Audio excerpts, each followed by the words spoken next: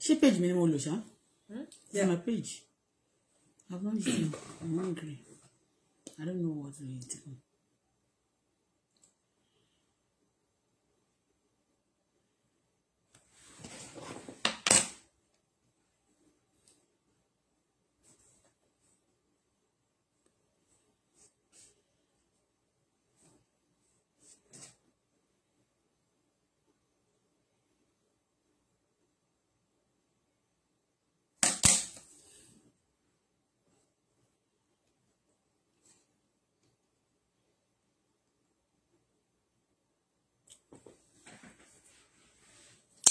Please share this and let me. I'm going to speak Concoction English, vernacular, Yoruba, English of Igbo, and all, even Yoruba. If I know how to speak Igbo language, any today, I will sing, I will speak. Any language I know how to speak in Nigeria today, I will speak it. I will speak it out the way I can do it. Okay? It doesn't matter the way the English is going to look because in Nnamdi Kanu, always say, I will also speak English of Nnamdi Kanu, the way he always also open his eyes and open his mouth wide like a basket mouth, and also doing some things terrorizing the Nigeria, the whole world now, and the Christian. I want to just a question. I saw this message and I want to analyze it. Please share. I saw this video and I want to analyze it for the first time. This is second time that I'm going to talk about Nnamdi Kanu. One day, sometimes ago, some years, maybe about 2 years ago, I mentioned his name when I see sending an attack and mentioned that they're going to attack Lagos, attack Yoruba people, this and that. And I know that even Yoruba is not the one alone that is ruling Nigeria, but I believe that Nnamdi Kanu is using system to attack people, especially Yoruba land. So, and Yoruba people also, you got to share this program and you got to do something about it. Those Yoruba who has, Yorubas, everybody now, either you are fighting for agitation, you want to do whatever you call yourself, you must take note of this. And then from today, if I have time, I'm going to be shouting, United Nations should help us with Nnamdi Kanu. Because Nnamdi Kanu is not in Nigeria, and they always mention some people's name, and after some time, we see that they send an attack to them, and it's not in Nigeria, so United Nations should see it to Nnamdi Kanu. United Nations. I'm going to correct it now. Please, Tolu, yes, write under the something, United Nations should help about this issue. Because now, when somebody is outside the country, when you seek for asylum, even when you are there, maybe Nigeria, your country is not good, you don't need to be sending attack to the country and to people. Terrorists is not allowed anywhere in the world when you are fighting for your country. For some people, it doesn't mean you should be terrorizing people. You should be wasting innocent soul. Yes, even when that time, during the, what do they call it? The October, what they call it? Somebody remind me. Please remind me, write it here. If I'm trying to mention something and I cannot pronounce it well, or I forget what to call it, the time they fighting that this what did they do that October? Okay? EndSARS. During EndSARS, what are you saying?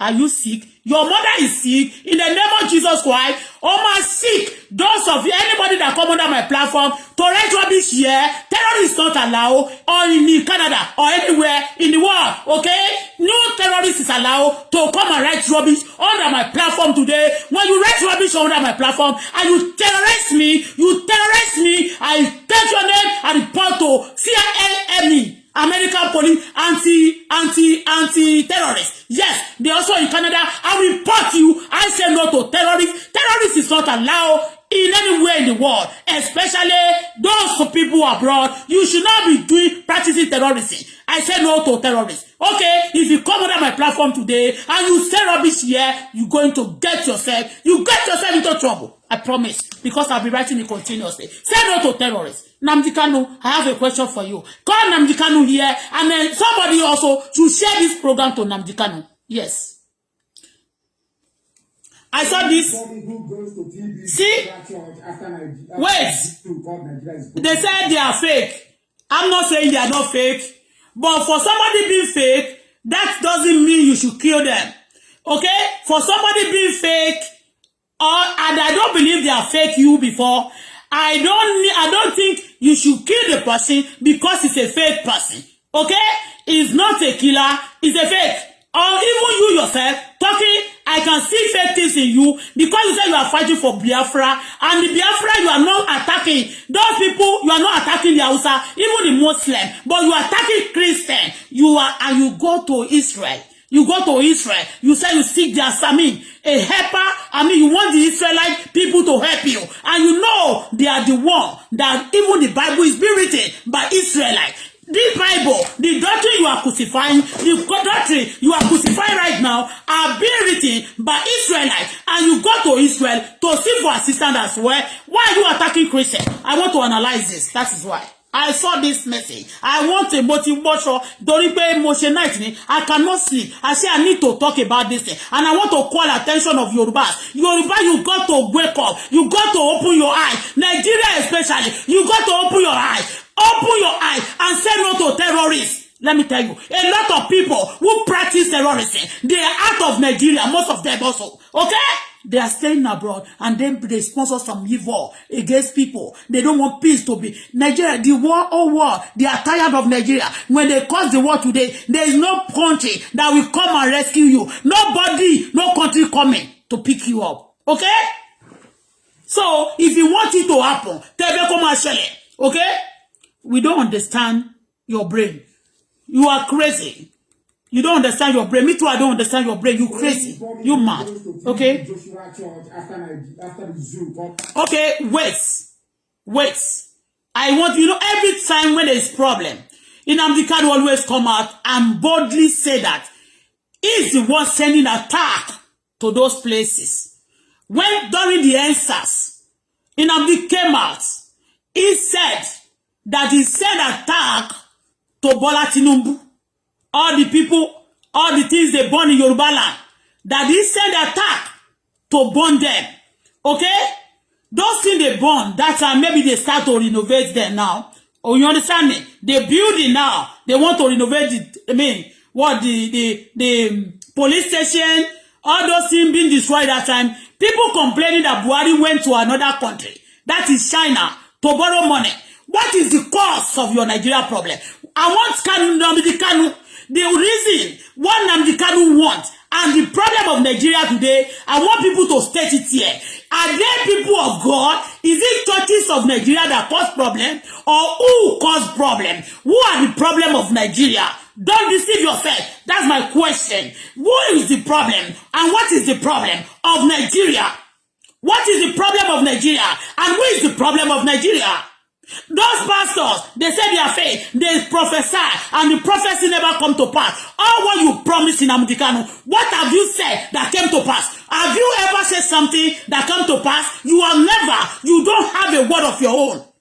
And people must take note of this in Nnamdi Kanu. Nnamdi Kanu cannot be killing people systematically. Okay? If you are fighting for Nigeria, Nigeria has a whole body. You cannot stay in abroad and be attacking, practicing terrorism, sending your terrorist boys to be attacking. That's rubbish. You are not fighting for people. When you are killing innocent people, single-handedly killing innocent people, that is terrorism. Okay? That is terrorism. You are not sending the attack to the government. You are not even sending it to Buhari. You are not sending it to the house. You are not sending it to the governor. You are sending it to individuals in Nigeria. Those who are not in power because you are jealous, because you are a bitch, because you nothing, because there's no brain again, because you are evil, because you are possessed. That is why other people, they must be possessed and be destroyed with you. It's not going to happen. Nnamdi Kanu, what happened to TV Joshua? Who killed TV Joshua? You promised. You said they're going to see for... You promised few days and he died. And I want to tell you guys, you people of God, if anybody die in Nigeria, let them go and do the test. We should know what is killing them. If it's COVID-19, let us know. If it's the poison, let us know. They just tell us. He preached yesterday, 2 days ago, and after that, they die. If people die in Canada, if they die anywhere in the world, they know what killed them. Okay? Not that somebody will tell you, you are going to see, I'm going to kill you, you're going to see this day, they're going to bring you down. And then you see that place being brought down in broad daylight, and you Yoruba, and you people, you looking like Nnamdi Kanu, promising people that they are going to. I tell you, let me tell you how. The churches can cause more problem. They can contribute to the problem because the system is bad, because there's no law. But I don't think the churches are the problem. Are you getting me? I don't believe that the churches are the problem. You say they pray 24/7. Church, anybody must pray. Prayer is very, very important. Even the country you travel to, those people who accommodate you, the people who give you asylum, the people you are seeking their assistance to fight your country, to fight innocent people in Nigeria, they pray. Israelites pray. Let us analyze. I want to analyze because Nnamdi Kanu is evil. You know you are worse than an animal. You are a fool. God is a... Do you know what? Today when God showed to me, I know there's fake people, fake pastor, not pastor, fake people, a lot of fake people in Nigeria. Somebody like Nnamdi Kanu also is a fake. He's not living in Nigeria. Because a point, when they were fighting during the NSAS, a lot of people, when it came out, he said a lot of people died. Okay? And he said it with his mouth that he sent those people to attack all the properties of Yorubas. And look at it very well. Yoruba people, they talk about it. I'm not tribalism. Because the country I stay today, they only help me. I'm not born in this country. So, and they never teach us to be tribalism. They never teach us to hate. In Canada, they teach you to love. I stay in Canada. What they are teaching us every day is to love. They don't know us because we have a problem in our country. And they're saving us. They're showing love to us. Are you staying in another country, Nnamdi Kanu? If those one behaving like you are part of those people who turn that country to sue because you are not taking things the way it should go. Okay? That the way you are doing it now, sending attack to people, innocent people, sending attack into individual, is not the way when you want a progress of Nigeria. If you want the goodness of Nigeria, if you want the goodness and you want the good thing for that country called Nigeria, really, if you are really fighting for people, then you don't send attack to innocent people. What you are doing now, you are contributing nuisance and you are contributing trouble, more trouble to the people, not even to the country. I mean, not even to the government, for the individual people. I want to analyze you when I heard this message. And this is not your first time. You've been saying it. The other day when they killed him, when there was rally in Nigeria, they started good and the rally ended up messed up. A lot of life according to you guys. I don't know. They said West. But then when you are talking, you send your people around. You send your people around the world to be attacking people. Nobody is allowed, no terrorists are allowed to stay in abroad. Abroad, apart from some country. No country love terrorists, okay? Nnamdi Kanu, what you are doing, maybe you are doing it at time. Those people who harbor you, those people who help you, they don't know what you are doing. Nnamdi Kanu, what you are doing, you are terrorizing. And nobody, no country I say that will support terrorism. Let us say no to terrorism.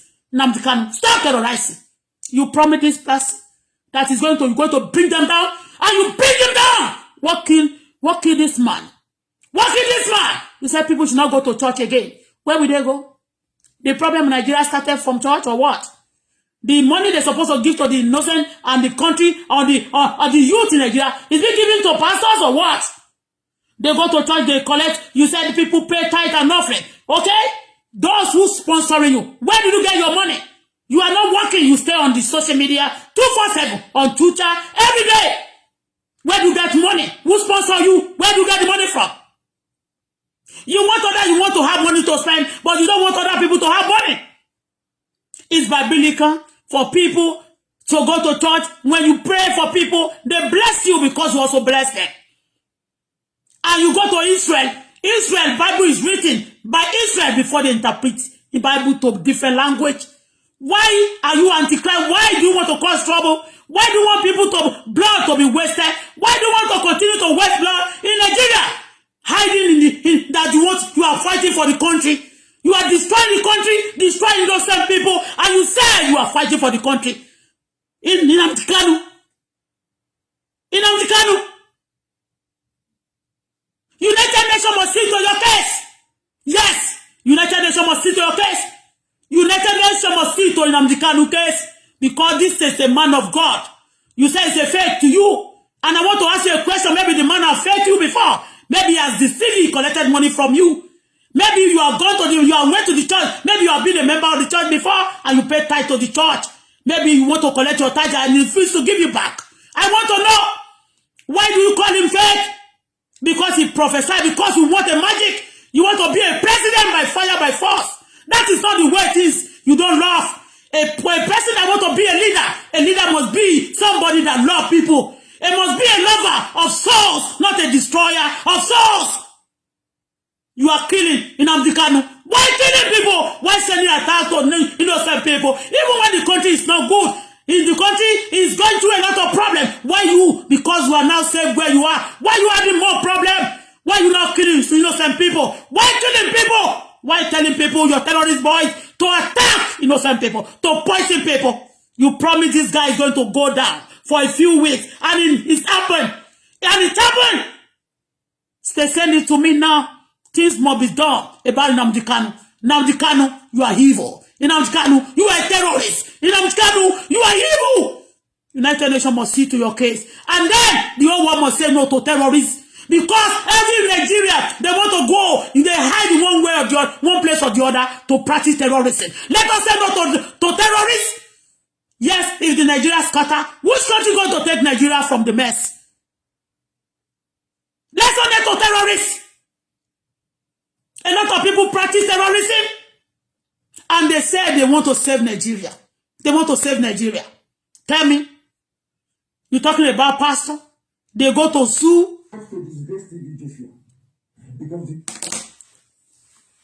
Because some people pay you money. They also sponsor you to be causing trouble.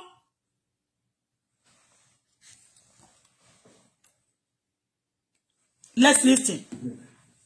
The zoo must fall. He's living in heaven. The one I'm telling you, I've been preaching since the year 2012 that the zoo must fall.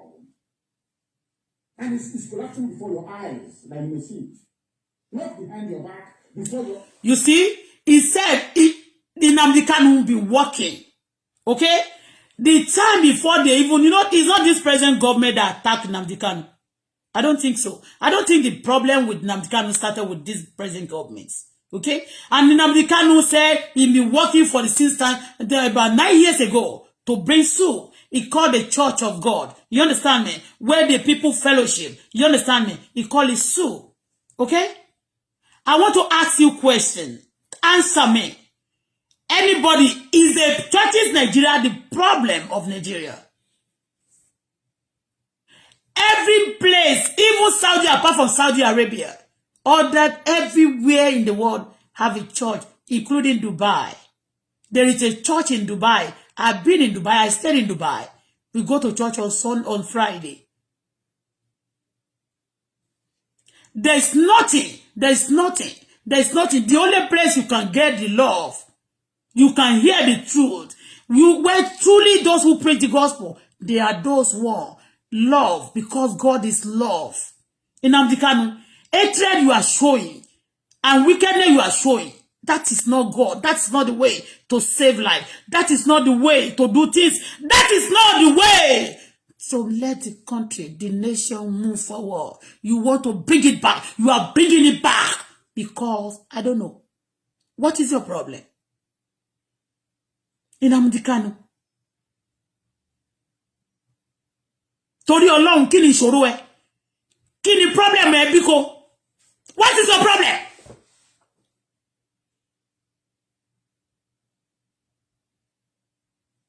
Let's listen.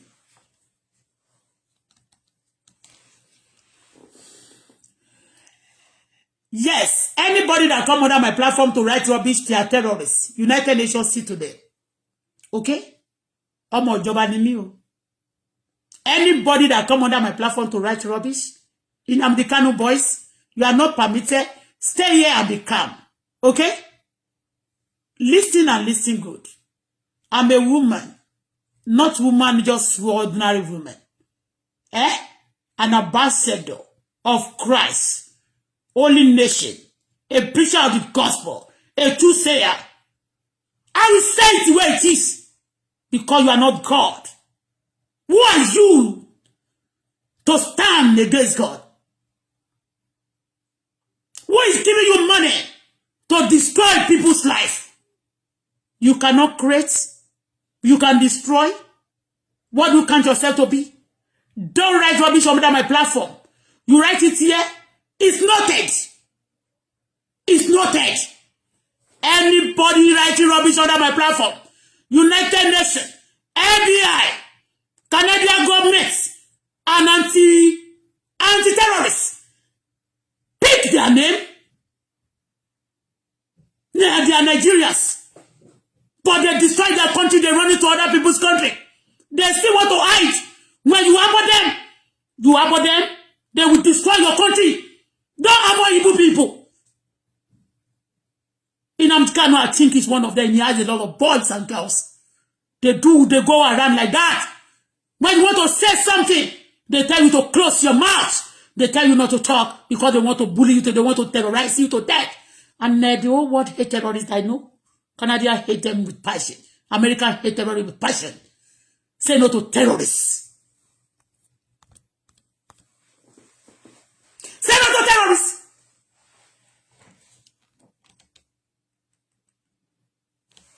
In American. You say you want Biafra. You say you want Biafra. Okay, is Lagos State Biafra? Is Church Biafra? What happened to Biafra? That you want Biafra? If you want Biafra, does that mean you should be attacking churches? You said they're going to bring down Sioux. Why do you call churches Sioux? Anambra, maybe Biafra is a Sioux. Okay? Anambra, maybe those places who have, maybe they are Sioux, not Lagos, not churches of God. Okay? In Canada, there is churches. Okay? Everywhere in America, there is churches. Why are you attacking churches in Nigeria? Is church your problem? Evil people. Because you want to sell your country. You want to sell to the people, evil people, to put the country into bondage for your own selfishness. Inamudi.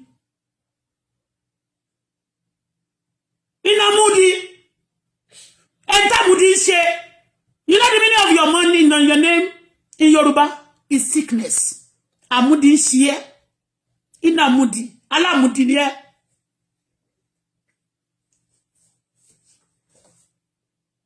The meaning of your name is Silamudi, Alamudi. Allah is somebody that's sick up here. They said they're going to bring you TV Joshua down.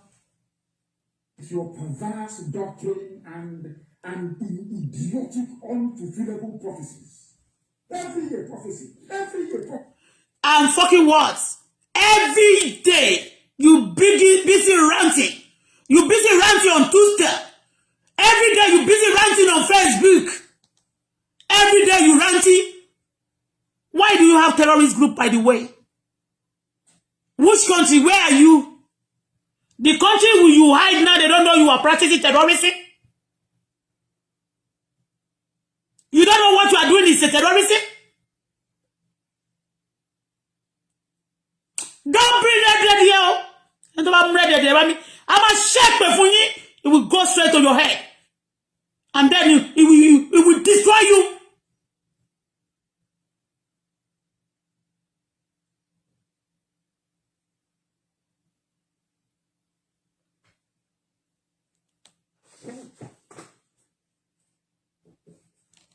Every year prophecy. None of them comes to pass.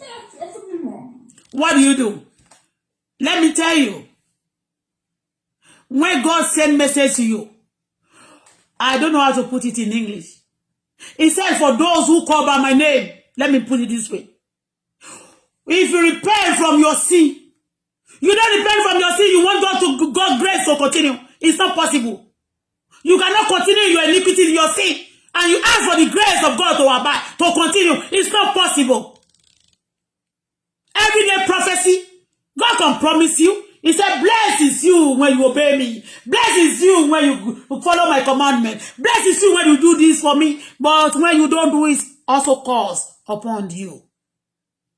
What do you do to make your promises, all those things to pass? They tell you are going to be rich. And then you sit at your home in your closet. And then you are expecting God to bring manna like before.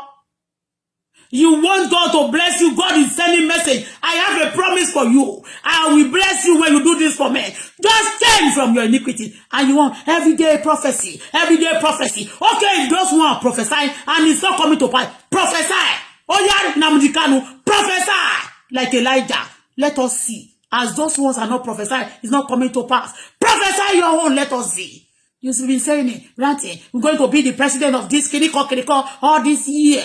You think it's easy? It's easy like that. You think you God. You don't send your team, your evil team, to attack, to kill people any longer. If anybody die there, you will be responsible. I said it. Yes. You will be responsible. That's terrorism. We have those videos when you said the time of those on the massacre, that you are the one that send your boys to go out among the people doing the peaceful rally. You said it on the social media, broad daylight. You said it that you are terrorizing. You said that you are killing. You send people to go and scatter it, to burn and to kill whoever killable. And then they kill. Nobody did anything. It showed that some people, maybe some country, also pay you to do that. So, are you telling me you love your country? Are you telling me you that cannot love your country? Like, you cannot love your country, you cannot love anybody. Do you think you can love your people? You don't love anybody. If they make you a just 1 year president, you are going to do worse more than other people. Because you are selfish.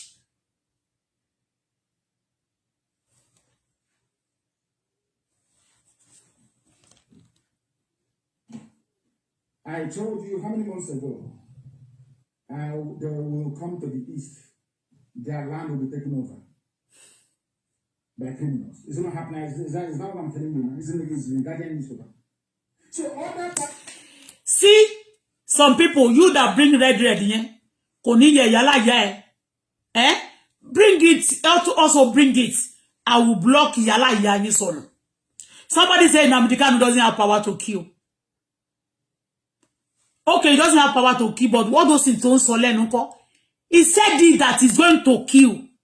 He's going to send his people to kill. He had his boys in Nigeria.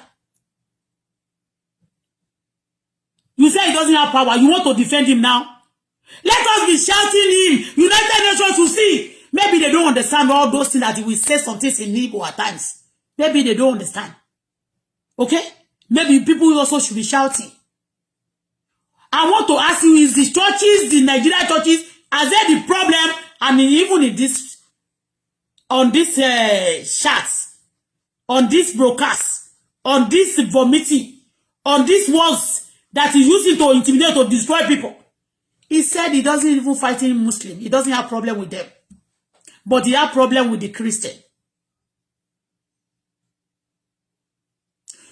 Okay. Christians are collecting offering and tithes. It is written in the Bible. It's biblical. What are people doing things that is not the biblical? It's not even in the book of 1990 and 1999. It's not in the Constitution of 1999. And they are doing it in Nigeria. But they have a lot of money. They want and what this in Nnamdi Kanu also is doing. What is happening? Is the churches the problem of Nigeria? Because when somebody is confused, in Nnamdi Kanu, let me just tell you, I'll bring it down for you. Just let your head correct. Okay? You see, when somebody is confused like you are depressed. I said it the other day, people think I'm joking. When people are depressed, when they are confused, depression causes confusion. When the depression comes, and the confusion, they confuse, they depress, then they begin to do things Now he said he won't Biafra before. Now he's talking about church. He said now he doesn't even want. Is TV Joshua not Muslim before? He's a Muslim. Why do you change to Christian? Is that the reason why they should kill TV Joshua? Maybe you don't know what this person has said.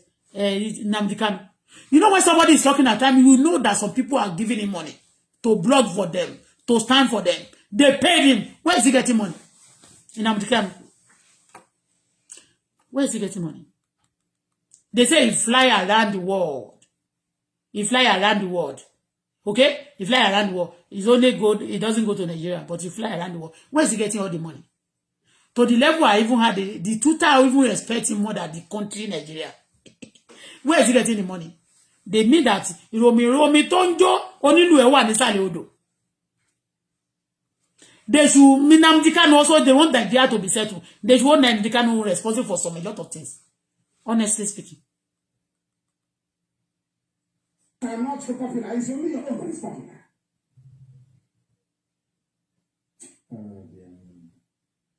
How can I look in Chineke. TB Joshua, were you a Christian? Were you born a Christian? Because fake prophets are somebody wrote are products of a decayed Nigeria. That is why he was thinking. Wherever, you know, even Brigham, what's his name of this, the richest man, said when you are born poor, said when you down then die poor, he said maybe it's your fault. Born somebody as a Muslim, he now change when he's an adult to whatever he loves to do. What is your business about that? What is your business? Why you want to? You believe you want to change Nigeria, but you cannot change Nigeria because with your mentality. Okay? You cannot change Nigeria with your mentality. Because your mentality, at this moment, you are confused, very confused. Okay? Nnamdi Kanu, you are confused. I want to play this for security purpose.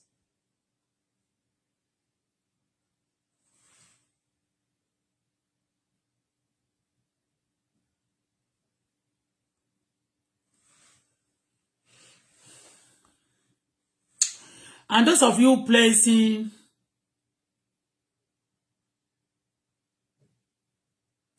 somebody say, please leave Nnamdi Kanu alone because he's mad. Okay. At the expense of your poverty-stricken followers. You have a private jet. Yet people in your congregation, they don't have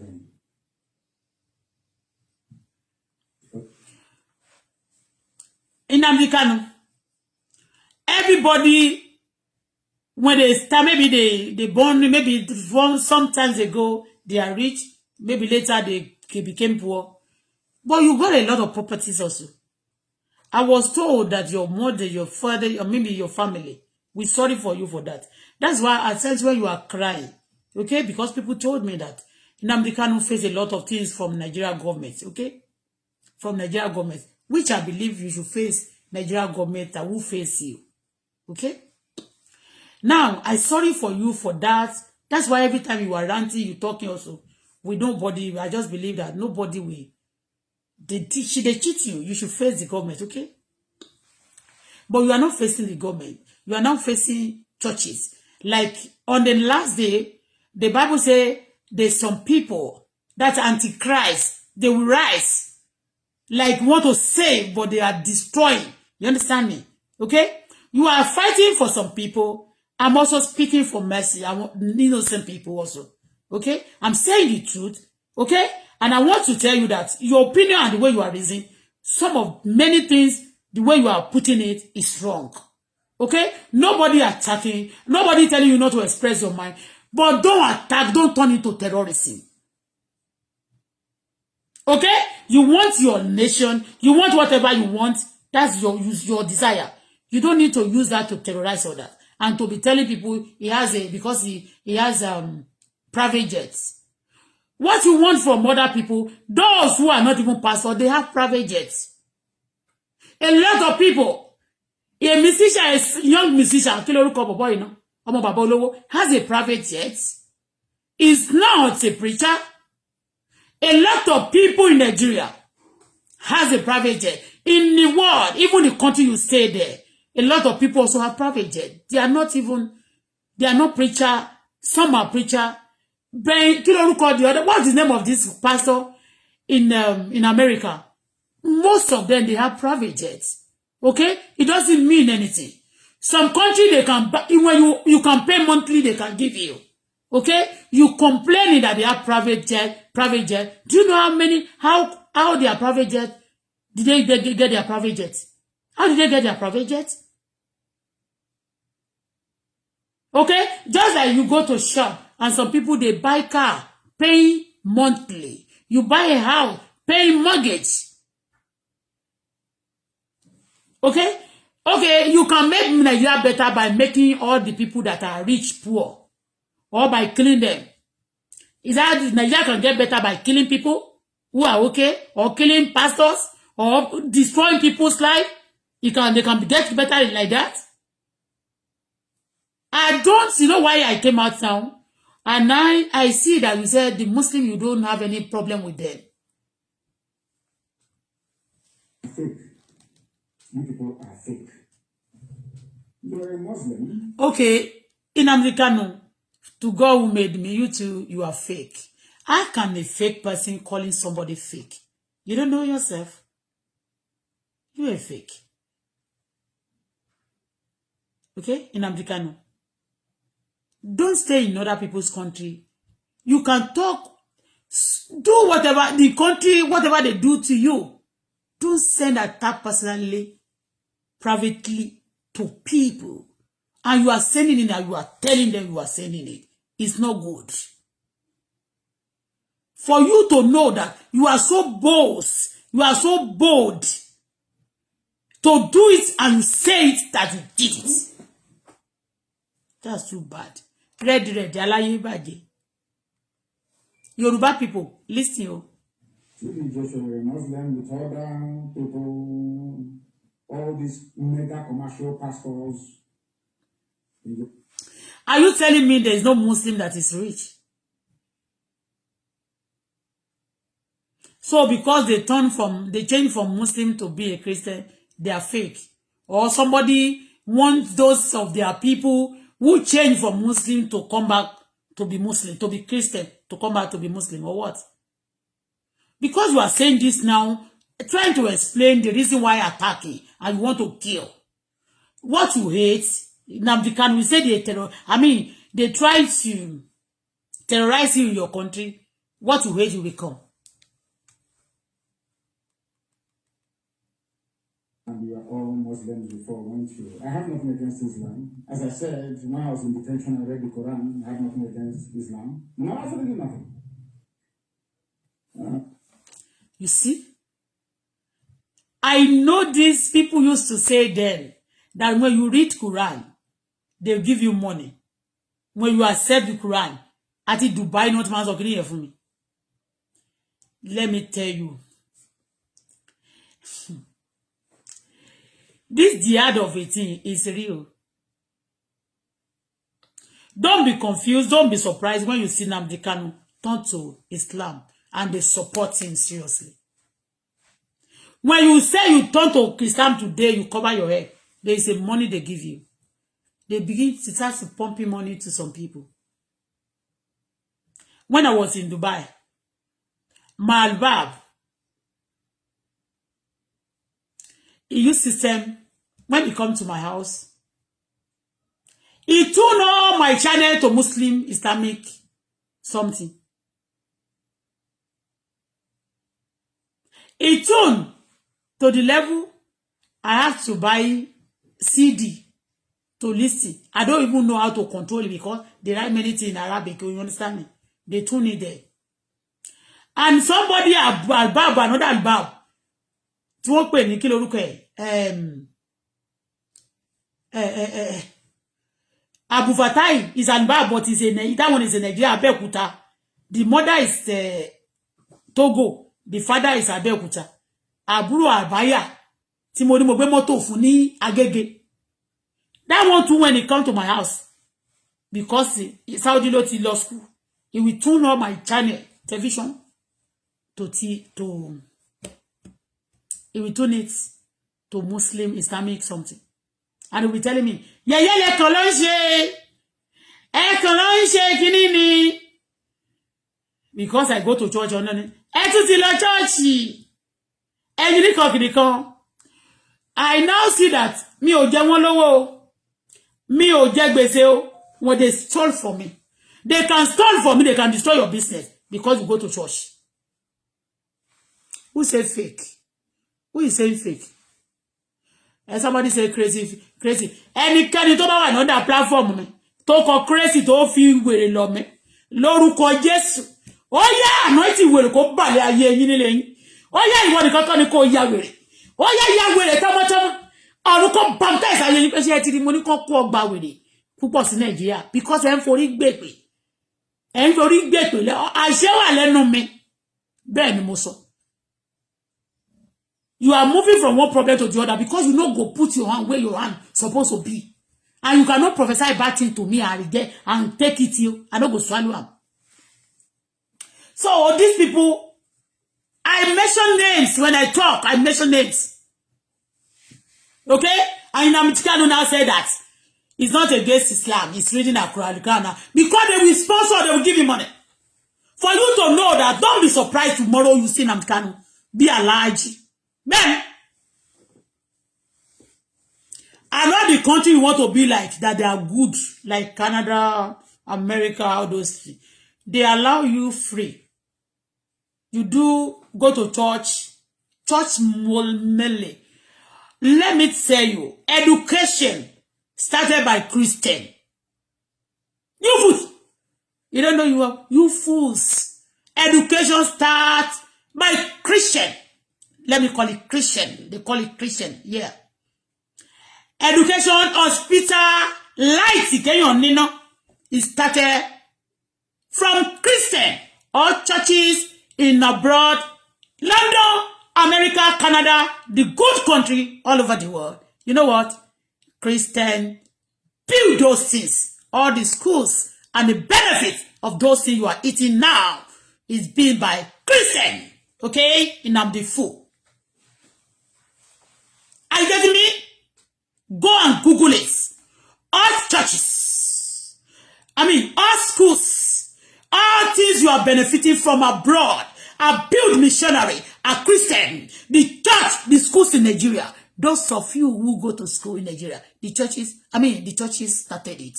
The civilization, the light little thing you even got in Nigeria, told you what started with Christian. So when you rubbish Christian, when you rubbish Jesus, you miss it.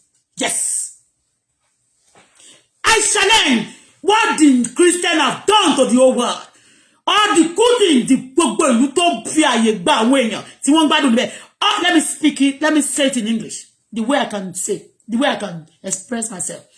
All the country that you go and then you are praising God, that they are giving like country of Canada. Okay? Like American, that you go, like London, like those countries, even Germany, that help people. Go and see what they build here, built by Christian. Okay? Don't be foolish. Don't be what? Don't be foolish as sending attack to people. And you Nigerian Christian, you Nigeria, all over the world, you must pray. They say on the last day, asotele no wasi moshi. Only the gamma did they see around. Just the way. Tell it. Before we used to hear that other country rise against other country, but now Nigeria rise against themselves. They are Atara, Omo Yat, Omo Baba, brother, sister, siblings, they rise against themselves. It means that the Bible, the word of God, Nigeria, repeat the last place I will come and share. I share and carry grace. You know what? When you are a child of God, you carry grace. Because all the goodness that people have done, all the country to Lota to Adie, it's because of the things that the love they have shown. The foundation. Anybody tí ó bá jẹ́ pé tare nìkan ló fẹ́, tí ó fẹ́ jẹ́ kí ó dà so ní brain títí ẹ̀, tó dẹ̀ gbé destiny ọ̀tọ̀tọ̀, tí ó fẹ́ kó express feelings. They don't want you to express your feelings. They don't want you to live your life. They don't want to bondage you. They want to band you. They want you to be like a slave. You understand me? In Nnamdi Kanu, the country, I know you are not in Saudi Arabia. But I know you are not in Saudi Arabia, but the way in this thing, the way you are talking now, they are going to bring them down. And you know why I came out today? Because when I was doing chat the other day, they say you are going to pay for supporting this government. I say I'm not supporting any government because no government help me, no government feed me. But I'm saying the truth because we cannot continue going to abroad. No, if you're abroad, if you war, you want to cause war so that they can bring plane and be picking you. They cannot. Nobody will bring plane and pick you. Because Nigeria they are too much all over the world. They are tired of Nigeria. Because the whole world is full. The economy, the whole world economy is in danger. So nobody want to come and carry liability again. Because the whole world are facing a lot. They are facing all their problems also. America face their own. Economy of Canada, they are facing their own. They may not talk because they are good before. But those who are not good at all, their is now affecting them seriously. Nnamdi Kanu, I believe the country you are now, apart from the money token they are giving you to destroy yourself, because you want to destroy yourself, and you say you want to destroy some people. Because when you are destroying some people, do you know what? You are also destroying yourself. Especially when somebody give you money to attack your home. Nobody like that. You are more than a fool. I tell you. And I tell you, go and Google it once again. Anybody, any man, all the benefits, the schools in Nigeria today, the things that the little one we see here, they are being created by Christians. Okay? Today, if some people want to tell me that come and accept this and so and collect money, I will tell you they want to buy me. They are not showing me the right thing. And that is why you see a lot of people, they want to make people tough. They want to make life people life miserable so that they can change them easily. They can, because when they are the life tough for them, they will collect the money and then they will see. But when you collect the money, they will see that. Why you call it now? In that, let me say it. I want to speak Yoruba, but because we are in Nnamdi Kanu. You know what? I don't want to speak Yoruba. This is the way you also speak your English. Okay? Nnamdi Kanu. Look at TV Joshua. Some times ago, people complain about that. They are not really born again because he do this. Me too, I said it. But you know what? They said even if he's not born again, but he has the money and he's using it for people. He use money for widows. He use money. The people there. I think TV Joshua is the first person that starts open broad daylight gifts, giving people disabled, and he show it to people. He televised it. That time we always condemn that. Okay, the Bible says we should cover it when we are doing good to people. But you know, when you know some people at times, you know your family, the kind of country you are. When you are doing, they will tell you don't do anything. They do it openly. That I'm doing it, you. This is it. I'm doing it. Nnamdi Kanu, you support Muslim now. You yourself, but you are a Christian. Because Nnamdi is, I think, is a Christian name also. He has a lot. There is not too much Muslim. And I'm not trying to talk about religion. I'm not a religious person. I have a personal relationship with God that I serve. Okay? Because I love somebody. I don't do things because you are my religion. I speak for you. Because you are my sister, I cover you. No. I speak because of God. Personal relationship between me and God. Okay? You don't know. You are confused, Kanu. Nnamdi Kanu. You are confused. And I don't believe you should be sending attack. We're sorry for what they did to you. But you are not helping the country. You are causing more problems to the country. You don't know? In that country, I tell you, United Nations, go and see. Red Cross are part of United Nations. They always support United Nations. Go and see. They are Christian.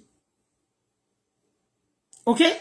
They will not preach to you that they are Christian, but they give you things just to show they want to extend love to you. They won't tell you we are Christian or what, but they are Christian, I tell you. Brigade, Boss Brigade, those Red Cross, they are all Christian. In Nnamdi Kanu, I want to preach now. Let me come back to preaching now. I know there's nobody God cannot arrest. And Jesus not a new thing to you.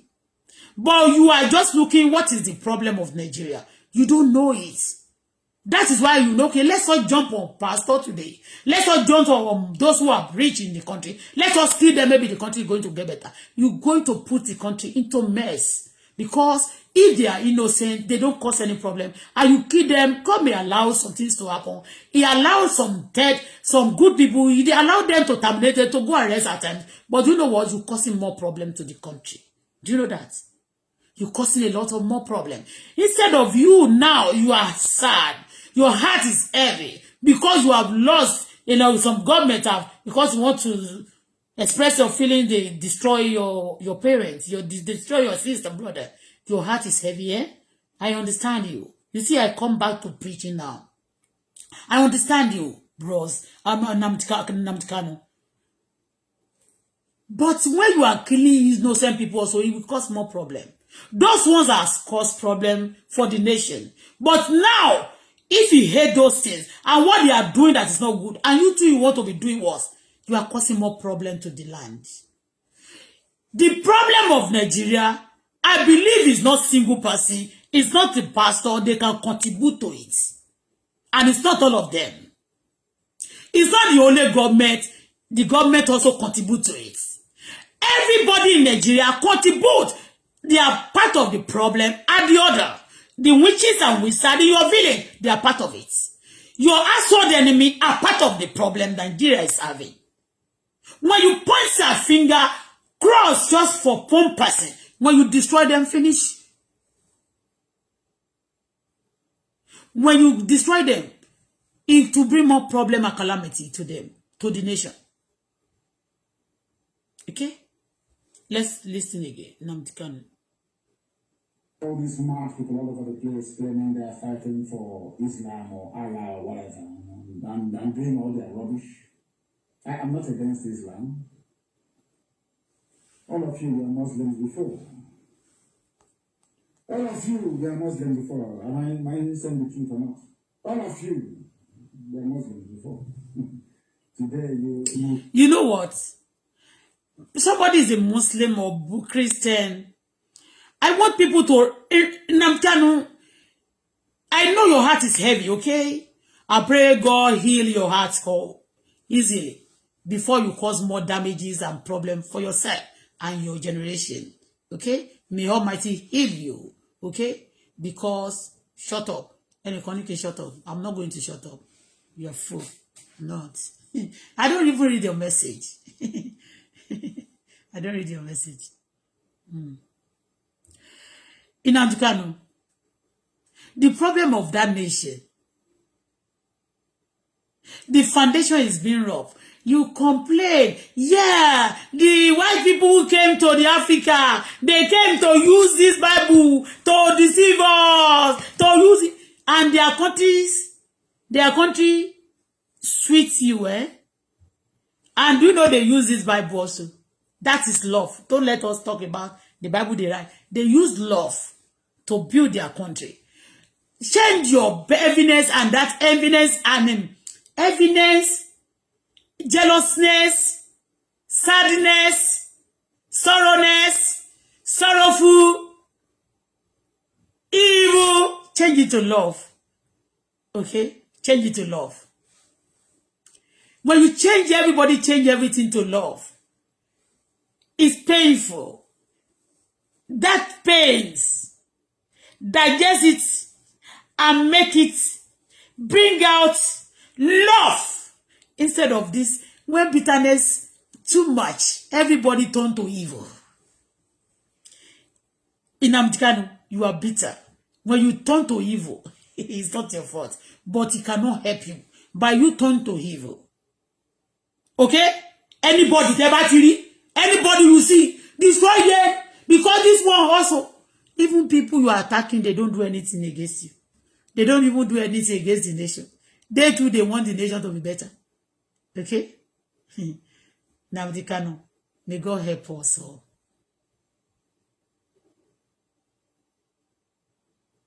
And you know they talk anyhow, madam. What is talking anyhow now? Eh? Make I know they talk anyhow. Kanu, go and talk to Kanu, Nnamdi Kanu. Nnamdi Kanu is talking anyhow.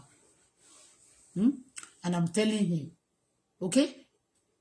He said it's not disturbing, it's not against, don't against any, but he said they were going to burn down the churches. So,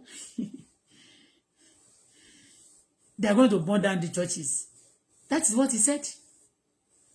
In the country, the place Nnamdi Kanu is staying, living, the country, the United Nations, who save him or who is, because on his case now, he's on the United Nations. He's on the United Nations. But it's not everything that he's doing. They will know at times, okay?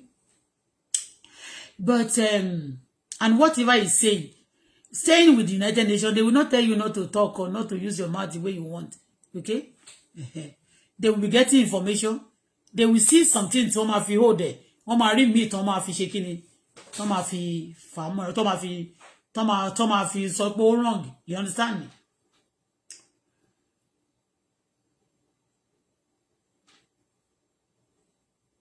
Nnamdi Kanu, I don't think pastors are the problem of Nigeria. Everybody contributes problem to that Nigeria, including you. But when the foundation being faulty, what can the righteous do? The righteous pray. When those people prophesy and deceive, they are not coming to pass. You too, you can prophesy. Okay? And let your own come to pass. You've been prophesying all this while that we're going to get Biafra. We're going to get this. I'm going to be the president. It has not come to pass. It's also prophecy. It has not come to pass. And even because he has not come to pass today doesn't mean he cannot come to pass tomorrow. So everybody say, speak. Okay? And if it doesn't come to pass, it shows that you are not God. God can tell you, go and say this.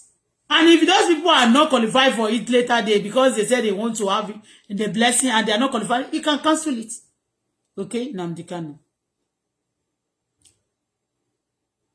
Private just courtesy of the idiocy of those that call themselves Christians.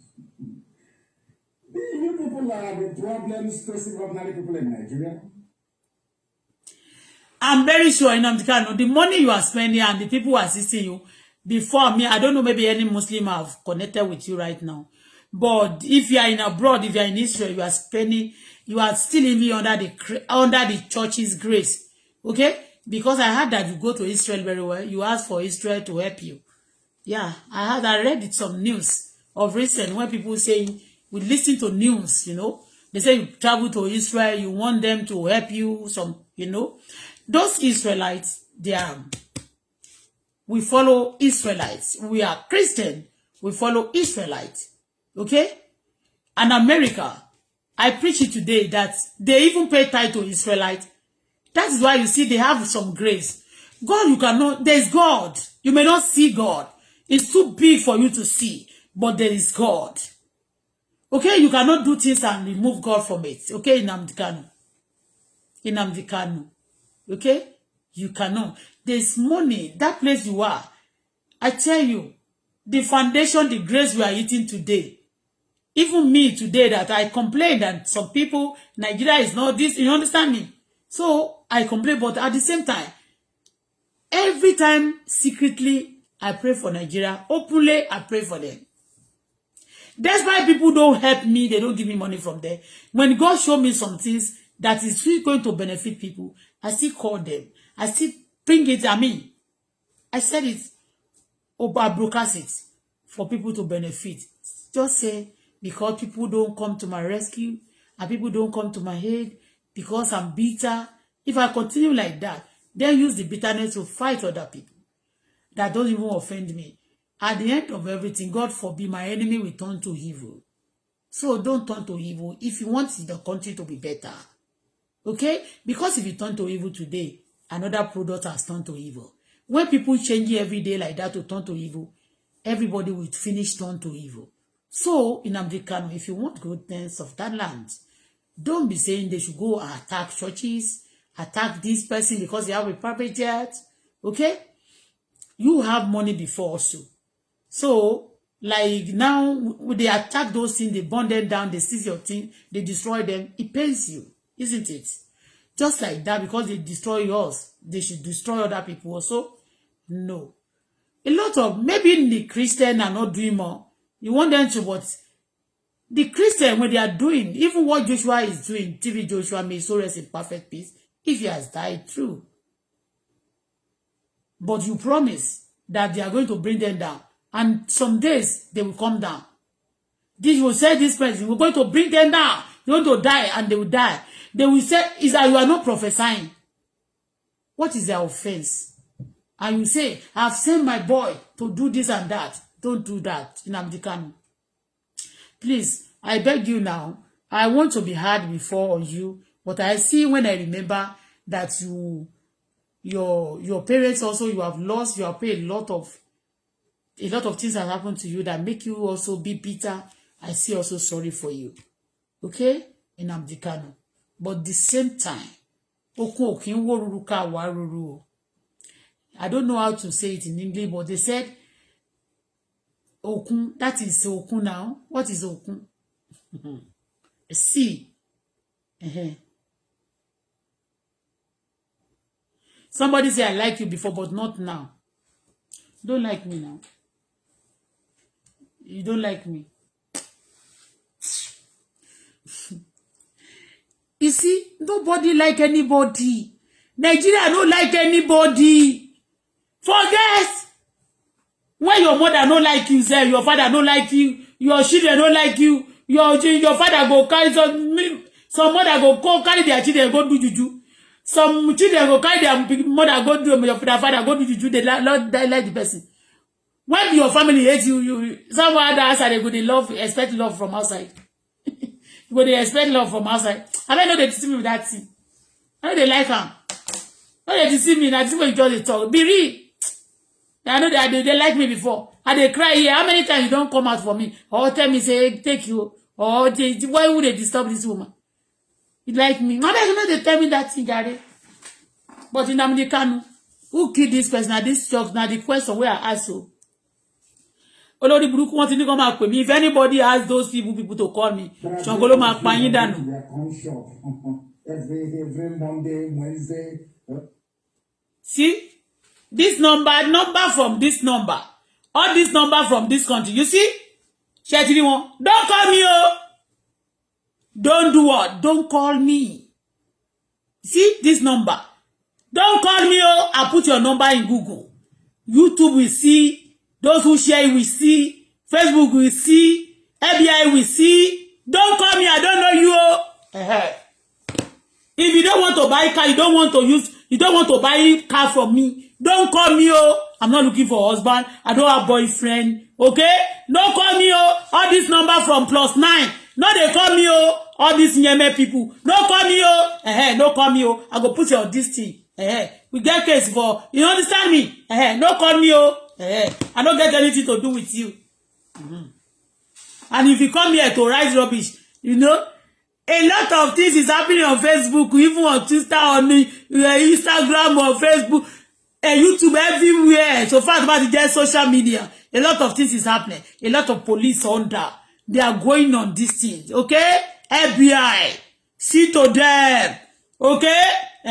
So if you want the monster like this, police, as I'm talking like this, you know, let me buy one more moment say no to terrorism. So, you tell man show you buy. If you are not mad, don't be crazy. Táyé ò bá bàjẹ́.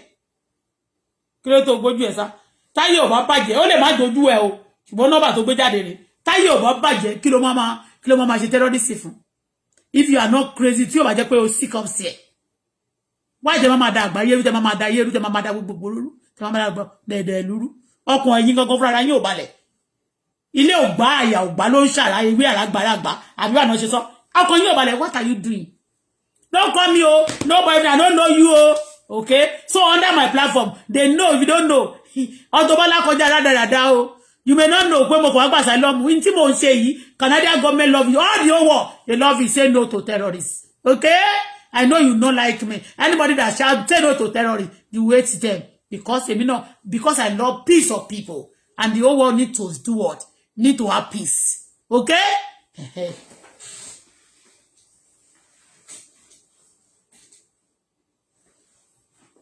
I don't know you. Oh. +9. No, they call me no my number. Oh. I never ship motor to Arab and all those +9 number again. I mean before. I never, no. So, I always, if people want to buy it from Africa, buy, pay money and send money to Africa. Car, please, yo. Ọmọ Turkey, má pè mí o. Ẹ̀yin ọmọ Yemen, má pè mí o, mi ìmọ̀ yín rí o. Ẹ̀yin tó máa ń kó góòlù Nàìjíríà, kan ní kó máa da Nàìjíríà láàmú, kó máa dà wọ́n láàmú, kó máa kó góòlù, gbogbo góòlù Nàìjíríà, kan fi sísẹ́mù, kan fi kó gbogbo ẹ̀ tán. Ẹ má pè mí o. Mo fẹ́ sọ̀rọ̀ kan lẹ́ẹ̀kan. Mo fẹ́ sọ lẹ́ẹ̀kan mo kọ́ ẹ pé mo kọ̀kọ́ ṣọ́tì ní ẹni. Ṣó ti yé yín? Torí ìlú tá wà yìí lọ́ọ̀fù ni wọ́n ní ká máa ni wọ́n fi wọ̀n wá. Ìyẹn náà lè ládẹ̀ ní tó bá dẹ̀ ti fún wa la máa ń fún yàn. What they give us is what we give. Ó ní gẹ́gẹ́ bí kì í ṣe bí ayé ti ń fún yàn. Ìfẹ́ ni wọ́n fún wa ní ìlú Canada. We are giving love but not to evil people. Tí bá jẹ́ pori yín burú. Ojú yín máa fọ́n ìbá yẹn máa gẹ̀rí sápá kan olórí burúkú yín. Ẹ máa lọ dàgbòrò rú. Ẹ yóò lọ sí.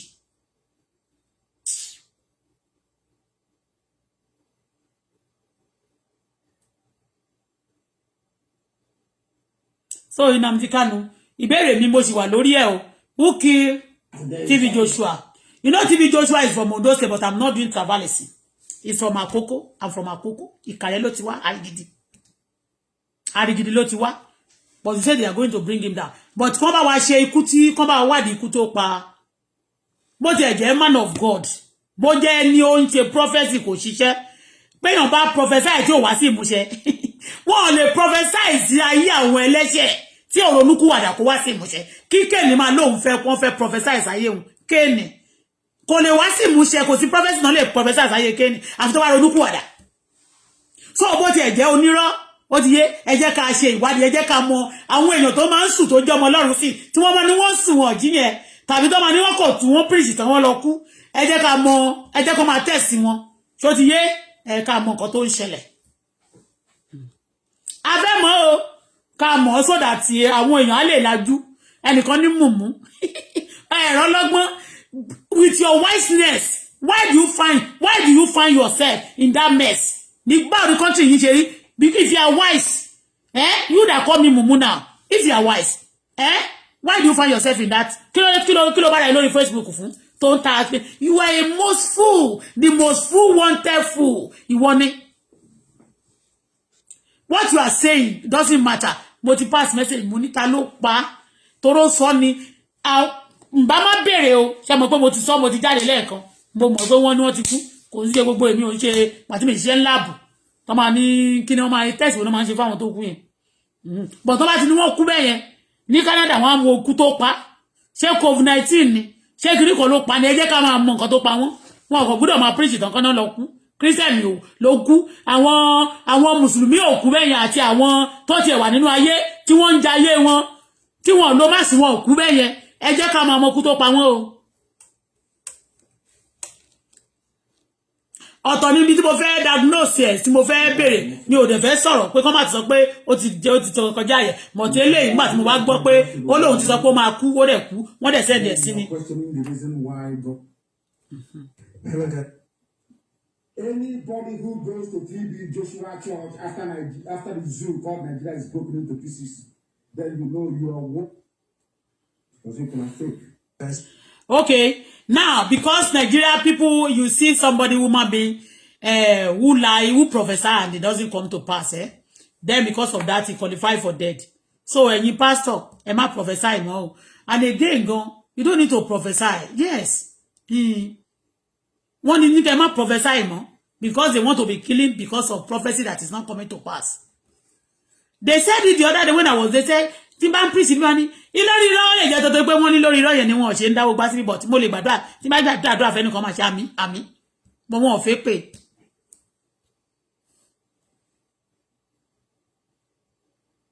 ẹnìkan pè mí ní autopause dia lérí burúkú ni ẹ ṣó mọ̀mọ̀ kan ni àbí ṣó mọ̀mọ̀ kan autopause ṣó mọ̀mọ̀ kan ni àbí o kàn fo ṣe mistake èmi ò ṣe autopause o ṣé o ti gbọ́ no fi ta ojú mi rèé o ojú mi rèé o ọmọ tó fine ni mi both in and out physically and spiritually okay? Tó bá bú mi sábẹ́ ṣáàtì, mo mọ̀ pé mo sọ̀rọ̀ fún Nnamdi Kanu, àwọn ọmọ ẹ lè bú mi, but ẹ má ṣe pé fún mi o. If you curse me, the Almighty God will curse you. Oh, ní rí solution sí problem ẹ. Wàá dream tó máa fi kú o ní délẹ̀ lérí. If you curse me, anybody that curse me, the curse is not for me. The person will be cursed. Ẹni yẹn máa lálàá kú ni, kò dẹ̀ ní délẹ̀ lérí tí Jésù máa fi padà dé. Anybody that curse me, that curse my daughter. But you can talk, okay? Me, I didn't abuse Nnamdi Kanu now. Normally, I don't do abusive chats, educative chat. Lele, he said they're going to bring him down and he died. And I was asking, and a lot of things is happening these days. Meanwhile, pastor kan lọ́nà kìíní tó jab, wọ́n yìnbọn fún. Níbì kan, wọ́n ṣe wọ́n pa ẹ̀. Ìní kan, wọ́n ṣe wọ́n pa ẹ̀. Ìyẹn lá ní káàbìrì. Òun dẹ̀ tún sọ. Níjọ́sí náà kẹ̀dẹ̀ ó ní wọ́n máa attack àwọn kan. Ìgbèjà anybody o. I'm only talking because as a child of God, and when somebody tí a bá dẹ̀ kára ilé èèyàn bá ń jẹ kòkòrò tí ò da, tí ẹ bá lè sọ fún, ẹ ò ní jẹ́ ká gbádùn o. A dẹ̀ tún gbọ́ náà pé wọ́n ti ẹ̀ gbé wọ́n delete program president Nigeria. Wọ́n fi ti Kanu sílẹ̀. Kanu is getting wider. Oh God. Ṣé bí TV Jojo àti pé jẹ́ kán mọ̀ nǹkan tó ṣe o. Ẹ máa lọ ṣe test fún gbogbo wọn tó bá ti sùn. Wọ́n náà preach tán tí wọn ò jẹ́ kán jí mọ́ o. Ẹ ti understand? Torí oríṣiríṣi atomic bomb tó máa fi sí wọn nímú tí wọ́n máa sùn lọ gbére àbí tó máa bẹ́ẹ̀ ni àbí tó máa ti fún wọn tí wọ́n kàn máa sùn síbẹ̀ ni wọ́n ní jí mọ́. Èwo ni lórí irọ́?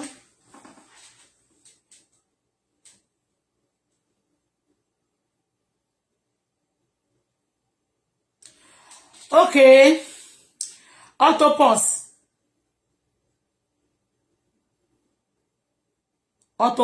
kan ni wọ́n ń pè é. Ìwọ Mary Adétilóyè Emmanuel autopause ni wọ́n ń pè é. Bọ́mọ mi sùn bá ní kí n béèrè lọ́wọ́ ẹ̀ ní autopause báwo auto gúgúrú ni àbí auto tilapia ohun ti àǹtí Bọ́lá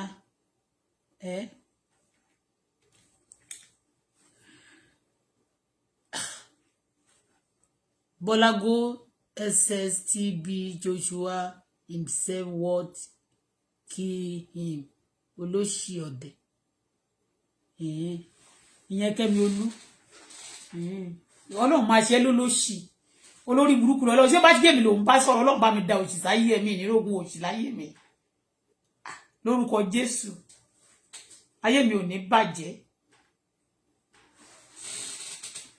Wọ́n á sí bí Joshua himself ti jealousy ti pa ayé àwọn èèyàn jẹ́ ní Nàìjíríà gan-an instead of nǹkan tó yẹ kán ṣe fún wọn ní Nàìjíríà rẹ̀. Number one, let me just my little idea. The country have been spoiled already. You are a mess. Check it out. You are in pieces. The Almighty gather egun gbígbẹ tó ti broke tó ti gbẹ kọ́lọ́run mí ní iyè sí àwọn ọmọ Ọlọ́run kó mí ní iyè sí orílẹ̀-èdè náà ni ó ti yé a lè purọ́ there's something is strong okay but at the same time tí nǹkan bá bàjẹ́ bẹ́ẹ̀ yẹn Ọlọ́run á máa jẹ́ kó wá sí àwọn ipò bẹ́ẹ̀ nígbà mìíràn for him to do more so that you can testify and give praise to God when he come back again to life. You understand me? But my own little idea, which I believe the country should do. If anybody important people under my platform, don't count it rubbish. Out of nonsense, you get sense. Okay? And when people are crying, talking like this, many people say jargons. But out of their jargons, you still get some things that is make that's useful. That out of nonsense, you get sense at the end. There's no plan in the country. That has been there before the time. People they do their things, they don't plan it. Lack of planning, number one, is affecting Nigeria. It's not even lack of God. God is in the land. God bless that land. But because When somebody is not planning things, then when you don't plan it, you about to commit sin because you miss it, because you made mistake. When you make mistake is a sin. So when you commit a sin and you are not ready to do correction, the correction is taking you time. You believe you can jump it. They should take it and wipe it like that. You know what happened? Ẹnìkan ní I'm tired though. Olódo. Ẹni tún pa mí. Ẹnìkan tún pè mí ní olódo. You mad. Wo? Yesterday, I go to work. With Olodo, you go to work. When you get Odo in Canada, you get a place you can work. There's a work for Olodo. Okay? But all the educated people in Nigeria, no workplace for you. In fact, we're talking at time, I was supposed to be laughing and making fun of people. But because of the Spirit of God in us, we cannot keep quiet. We have to talk because it's our father's land. Don't say because we are in a place that is better, you cannot talk. There's a place Olodo can work in Canada. But in Nigeria, educated people, if you get work now, you will be preparing for tomorrow. But there's no place to work. With all your education. God said to me yesterday, I don't want to, you don't believe in God. Let me explain the language because that's the money alone learning. The language you understand. You hear me pay? Olodo have place to work. I go to work yesterday and they will pay me Olodo salary by the time to buy 2 times my son. They will not hold me. If I tell you, if they look at me as Olodo, that Olodo, I don't go to school, and they want to use because of that, and not pay my salary correct. If I tell them, I do how many hours, and then you pay me this, and then they don't want to pay, there's a place I can also report as Olodo. I can report. Olodo also have a say. You educated, no say. No say, why you crying? Why can't you get Odo and let Olodo? You see, at times, you know what? You don't allow God to direct you. You forget God. You leave God aside. God, Ọlọ́run kan fagbára wọ̀n yín ni. Ọlọ́run kan fagbára wọ̀n yín ló tẹ́ bá fẹ́ kí ni tó lò máa ń kọ́ bá lè jẹ́. Tó bá dẹ̀ ti wá fún yín lẹ́yìn tó nira fún yín. Kò ní fẹ́ kí ni tó lò ó fẹ́ kẹrẹ onúkúwàdà nẹ̀. Ó fẹ́ bẹ́ẹ̀ ni tó bá ti fún yín lẹ́yìn tó nira. Ó fẹ́ kẹrẹ onúkúwàdà nẹ̀ because ẹ ti ṣẹ̀. So, for me calling me Olodo, it's not even my fault. Are you not ashamed that Olodo come to Canada with Olodo? Why did I get Olodo? Because my father died. If people's father die in Canada, there is a benefit for them because their father died. They will take care of them. They will take care of them more than anybody to their father. But Olodo, in Nigeria, a lot of people, they don't have father or mother like that. They are useless. They will be useless. If Ọlọ́run ló kàn máa wọ money bread, ìkọ̀kọ̀ tó bá lọ sí school nínú Ọlọ́run, ó kàn Ọlọ́run kò ra àánú gbà ní. A máa gbọ́ pa àánú mo rí gbà àánú ni. Tó bá lówó wa máa gbà àánú ni because Olodo, a máa sọ pé Olodo ni. What is it? Olodo you educated, you don't fún yín gan. That is why you cause problem. I said you are not planning. You are not planning for yourself. You put everything on the government. I'm not saying government is good though. Okay? You pay for it. Anybody who has to pay, you will pay. You use your life to pay for. You call Dichi. To ask to pay for continue shit. Bolaji o. Mama, the mama. Olodo, there is a place for Olodo to work. Those who go to school also, if you decide, it's by choice. There's a place for those who go to school also to work. That's in Canada. So, you that in Nigeria, educated, Maruwa na fiwa, educated, Okada longu. Are you planning for yourself? Educated, to buy educated to. Ama lota okrika. To bá ti educate to mama lọ bá di gúgúrú. To bá ti lọ educate to mama lọ ta irú. Àwọn a lot of àwọn ìyá arúgbó wọn jẹ́ kan rí ṣe wọ́n sì graduate irú ni wọ́n tàn sí. Ìyẹn bí pé ẹ̀yà lọ pa school rẹ̀ gbogbo bí tí university bá wà kẹ́ fi ṣe léṣẹ́. Kẹ́ fi ṣe léṣẹ́ gbogbo bí tí university bá wà yẹn ẹ fi secondary school sílẹ̀.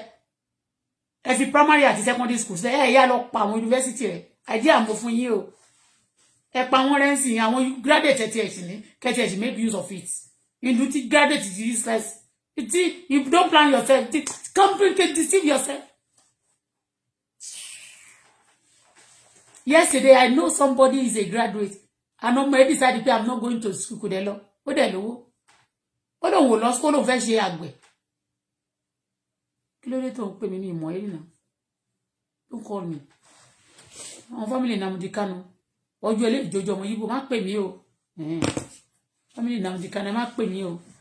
Má pè mí o mi lè pa phone mi tó torí yín o. Tẹ́ bá pè mí tí bá ti ṣe má porúkọ yín ni má po fọ́lọ́pàá. Mama be why you calling their name putting for place like that because Nigeria they are number 3 in terrorism. We don't know them. They call government, they are even making the government to scared that the government is even negotiating with them. And people said that Buhari used to go to abroad to go and take medication. He trusts no doctor in Nigeria. Nigeria doctors are good, but he trusts nobody in Nigeria. Mama sabote. He trusts nobody. Because you go to doctor to maltreat. He trusts nobody. Everybody, they trust yourself. You just go to school. Is it about school alone? Instead of you are. And me now, I want to condemn schools. I want to condemn universities. Universities should not be more than 2 in Nigeria or 3. In abroad, in Canada, here, 1 year, university to one London. I'm at Oxford. Kokoni away, university say for ben, me be say condemn church, me no fit condemn university. Me I no go come out for secondary school self. But university, me too, I want to condemn school. Plan yourself. Me, I want to condemn school. School is not the solution. You can go to secondary school and let there be university there. Not all Nigeria should be university. Everybody, competition want to go to university.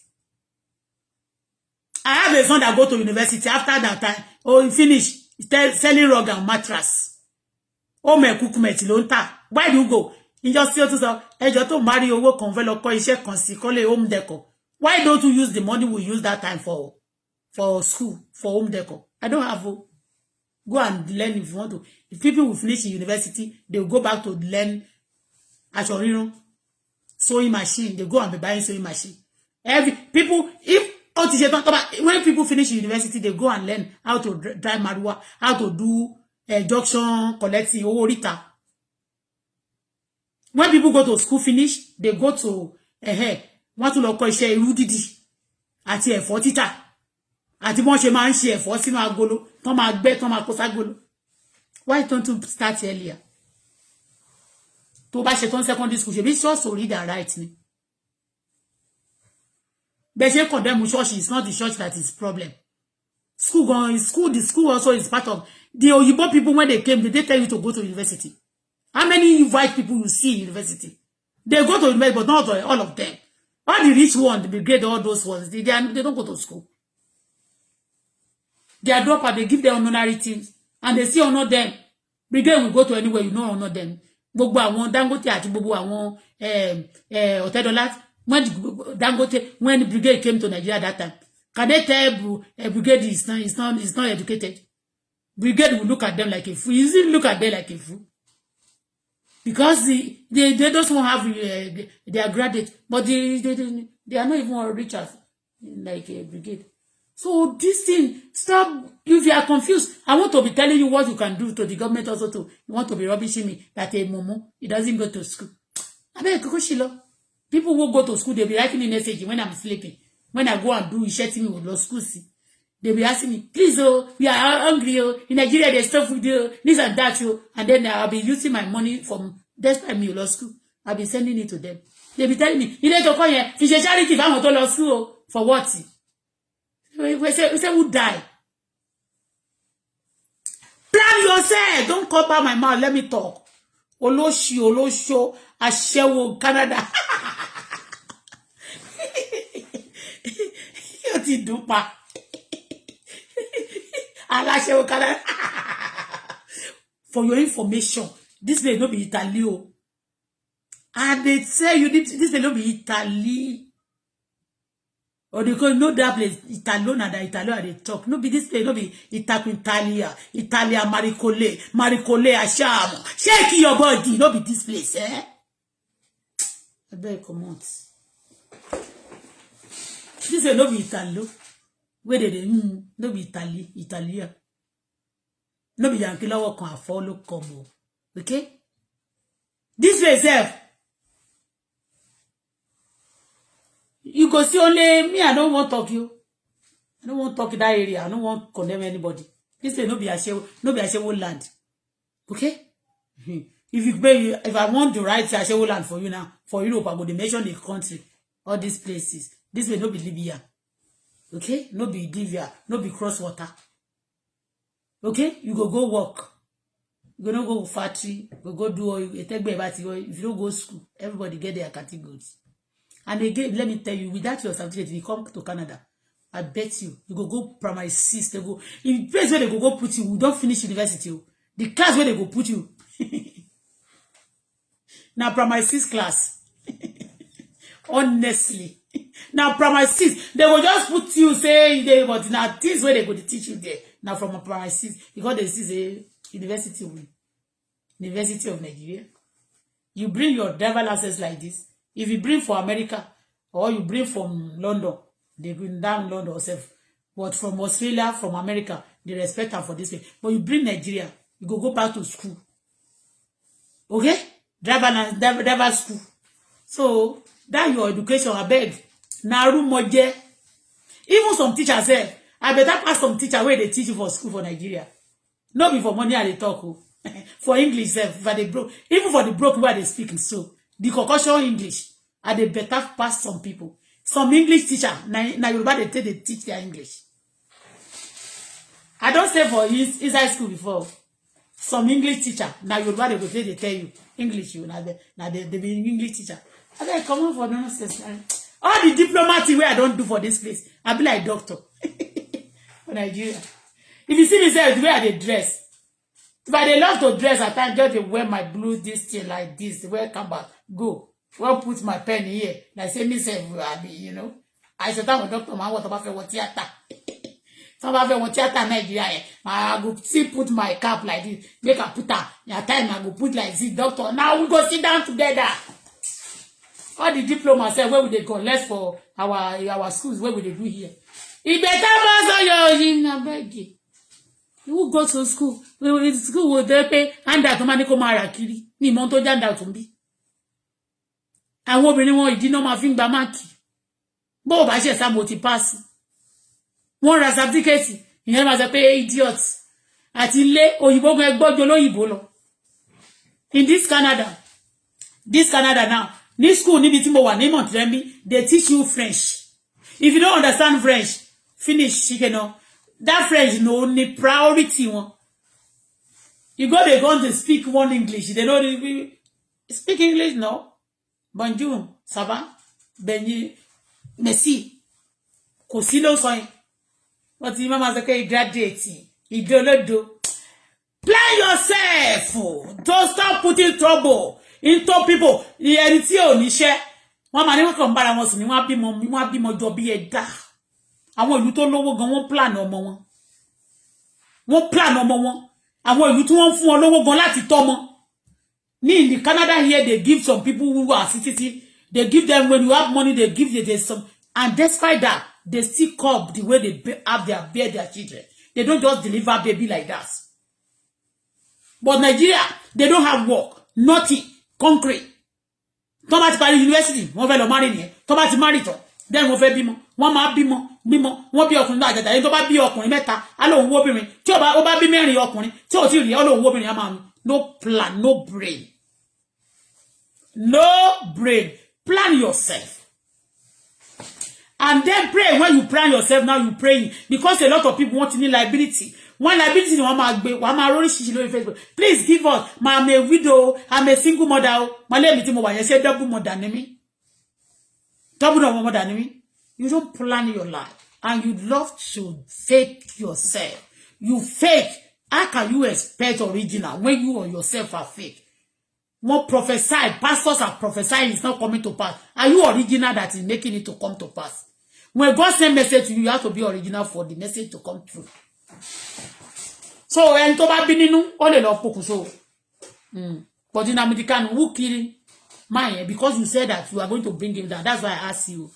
That's a sin for me to ask. And the other day you said they should go and you said they should go and be collecting and be burning some people places in Lagos. And that's why they are not burning where Igbo people. And it's true. So when you want to talk, and I know some Yoruba, they are your friends. Nobody is enemy of anybody. But at the same time, you cannot be killing people because they are rich. Okay?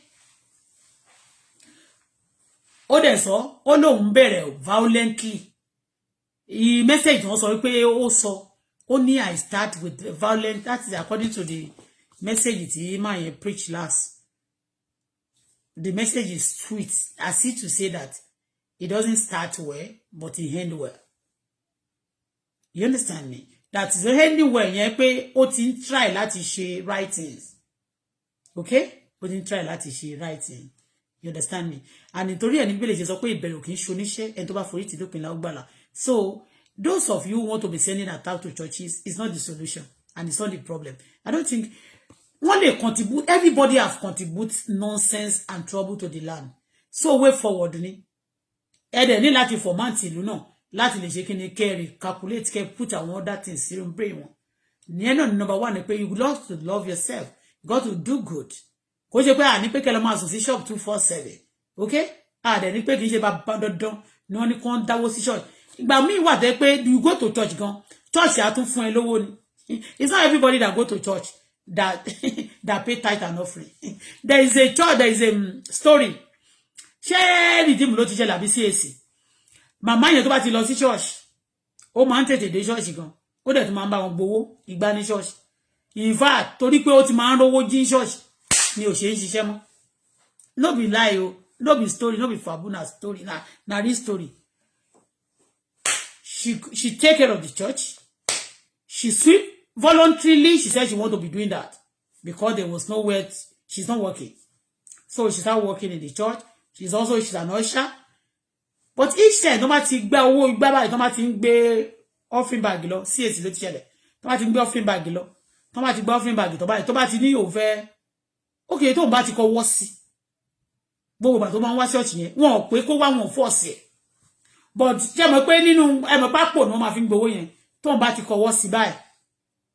Ibi tó smart dé, ó yọ owó jáde. So each time tó bá wá gbogbo service tó máa attend, ó wá jí owó church. Òun náà lè wà lórí Facebook ń sìn tó bá jẹ́ pé speaker kó bá sọ pé ẹ̀yin tẹ́ máa lọ tẹ́ máa gba ìdámẹ́wàá, òun dẹ̀ lọ ń jí ìdámẹ́wàá àti ọ̀rẹ́ ní church. So some people they go to church to collect money. Èmi ti lọ church yìí tó jẹ́ pé ńjọ́ yẹn ṣé mi tí mi rówó mọ́tò débẹ̀ ni máa fẹ́ sọ wípé mo fẹ́ gbowó. Àwọn bàbá olùkọ́ yẹn mo sọ̀nà wọ́n máa fún mi lówó lọ kí wọ́n sọ pé wọ́n so ẹni tó bá dá offering bẹ́ẹ̀ ẹlòmíì máa wá gba ẹlòmíì máa wá dá kọ́lọ́run dẹ̀ wá ṣe wá ní tó máa give ni kọ́lọ́run má ṣe wá ní beggar. So wọn ò ríṣẹ́ Ọlọ́run bí iṣẹ́ náà ní Nàìjíríà but káwọn ọmọ Ọlọ́run náà pastor we are going to tá máa lẹ́lẹ́yọ́ lọ́ka tó fà bàbá fẹ́díyẹ wọ́n try náà in tí àwọn people yẹn náà ń ṣe yẹn tí wọ́n bá ṣe bẹ́ẹ̀ náà tí ìjọba náà bá support wọn tí wọ́n ń ṣe charity tí wọ́n gba owó lọ́wọ́ àwọn kan tó ti fún àwọn kan tí wọ́n bá fún àwọn ẹlòmíì náà tí ìjọba náà bá support wọn then in Nigeria will be okay tí a dẹ̀ plan gbogbo nǹkan tí sensor wà tí a mọ gbogbo èèyàn tó wà ní family tí ó jẹ́ pé òfin wà tó ń dẹ̀ follow òfin yẹn ipe tó bá ti bímọ mẹ́ta o ọmọ mẹ́ta tó bá ti bí yẹn méjìlá yọ̀ǹda fún ẹ la máa bá ẹ tọ́ dé secondary level tó bá ti wá kọjá méjì yẹn o wà mẹ́rin ṣọ̀pọ̀ lówó lọ́wọ́ tó fi bá ti wà tán dẹ̀ implement ẹ̀ tó dẹ̀ follow tó dẹ̀ rinlẹ̀ táyọ̀ dẹ̀ follow ẹ̀ ẹ máa rí pórí àwọn èèyàn máa correct but àwọn ìjọba náà wọ́n níbi tó ti flop ó ní àwọn olówó tẹ́ pé wọ́n rú òfin everybody wá di arú òfin kò sí arúfin ni àwọn èèyàn kò sólófin. So fíwọ̀ àwọn nǹkan tí a lè ṣe lára nǹkan tó lè help situation Nigeria àwọn náà ni àsọ lónìí you understand me àwọn nǹkan tí a lè sọ.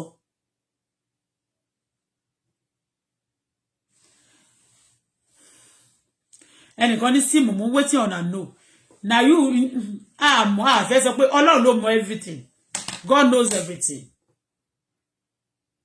Ó ní láì constitution ẹ̀yin lẹ́mọ̀ kò sí bí wọ́n sọ̀rọ̀ ẹ máa nírọ́ ni wọ́n prophesy lórílẹ̀-èdè Nigeria children àtàwọn Nigeria citizens wọ́n nírọ́ ni àwọn gógán wọn ò dẹ̀ ríra àwọn gógán onírọ́ ni wọ́n ríra wọn bí onírọ́. May Almighty God heal the nation. That's what I arrest my case and I stand on this and I still stand on it ta ló pa máa yẹn o because Nnamdi Kanu ni wọ́n máa bring it down mo kàn béèrè ní o mo béèrè lọ́wọ́ Nnamdi Kanu kọ́n dẹ̀ bá wa ṣe kọ́n jẹ́ ká máa mọ ikú tó bá ń pa wọ́n tó ti yé ìsìn tó bá jẹ́ COVID-19 kọ́n jẹ́ ká mọ̀ tó bá dẹ̀ jẹ́ pé àwọn èèyàn náà ló fẹ́ máa ẹ jẹ́ ká mọ bí ó ṣe jẹ́ tó ti yé ó ní private jet okay tó bá ti kú sìn ẹ máa rí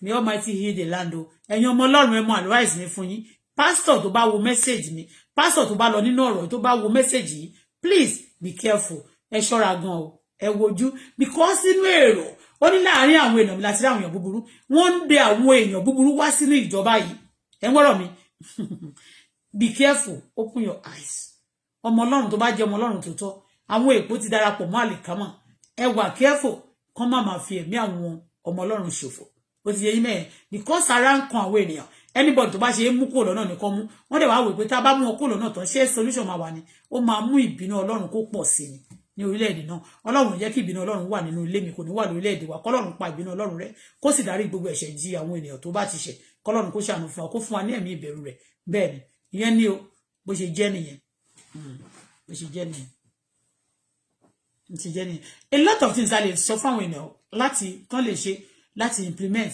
so wickedness kó kúrò ní orílẹ̀-èdè náà kí ìfẹ́ wà ló ti yé he help the country ní Canada yìí ìfẹ́ ni wọ́n Ọlọ́run ilé ìmọ̀ àrìgbó ìfẹ́ ni wọ́n fi ṣe nǹkan àwọn tó bá dẹ̀ tó wá ń practice ìfẹ́ ìyẹn mi pé ìfẹ́ is a thing that you can practice you can start from somewhere at the end of everything ó lè jẹ́ likeness ó lè jẹ́ gift at the end of everything a máa develop a máa grow sí the country will be better okay bye bye for now ẹ̀yọ́ lólùfẹ́ mi I like African jewelry okay.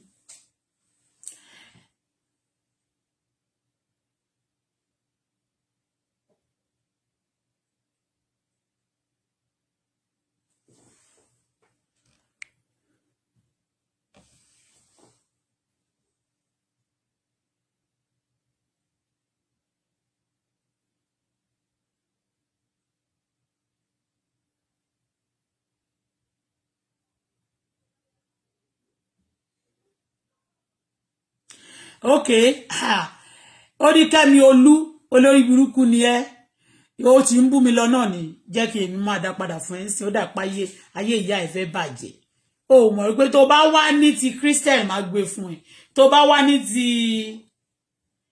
pọ̀ṣí àbí bí yẹ kí ó jẹ́ pé ọmọ ẹ̀kíní máa gbé fún ẹ tó bá ní tí a máa lọ school yẹn náà máa gbé fún ẹ ó ní hearful if you come to Canada with any diploma all Canada needs is to go for upgrading food. I came with my nursing diploma and upgrade with their license. Olùsí ló ní rọ̀lẹ́ license wọn wò. If I don't buy license òṣìwò, you go back to school. License and you that don't even have primary 6. Means of instance aláyé bàjẹ́. Àwọn tó ń bí sí Canada yìí mi wà tí ò kọjá primary 6 àbí secondary school yẹn náà lọ. Kò dẹ̀ ṣe pé kò sówó tán fẹ́ fi lọ ṣó ti yé ẹ̀yọ́ so kò ń ṣe èbú ọláyé bàjẹ́. 6 and the one they sent to adult school stop lying to people olóṣì.